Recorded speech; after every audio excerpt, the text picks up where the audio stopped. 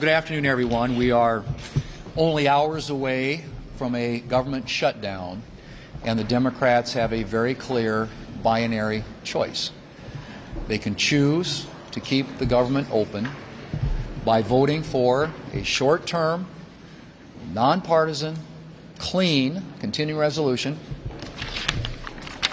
24 pages long, or they can vote to shut the government down. That's what we're looking at. They, as you all know, have voted during the time they had the majority 13 different times, and when Biden was in the White House, on short-term continuing resolutions, 13 different times. And so it begs the question is what's changed? And I think what's changed is President Trump is in the White House. That's what this is about. This is politics. And there isn't any substantive reason why there ought to be a government shutdown. This is something that has been done routinely, as I said, 13 different times when the Democrats had the majority.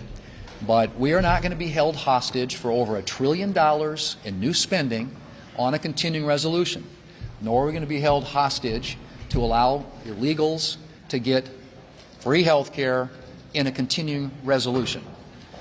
These are things that they're demanding as part of their so-called negotiation.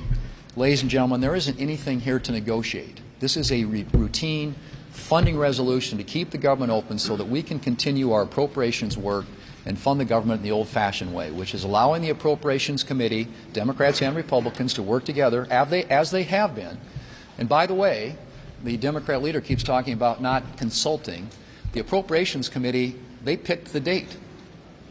Democrats and Republicans, the big four on the Appropriations Committee, were consulting. They picked the date for the continuing resolution, November the 21st. And so this has been an open process from the very beginning. This year we opened up the appropriations process, something that wasn't done when the Democrats had the majority here in the Senate. But they have a clear choice in front of them today. And I hope there are Democrats out there. This may not represent the view of their leadership, but I'm hoping there are Democrats out there who are reasonable and understand what's at stake here. And as they have articulated many times in the past, the costs associated to the American people with the government shutdown. This is totally avoidable.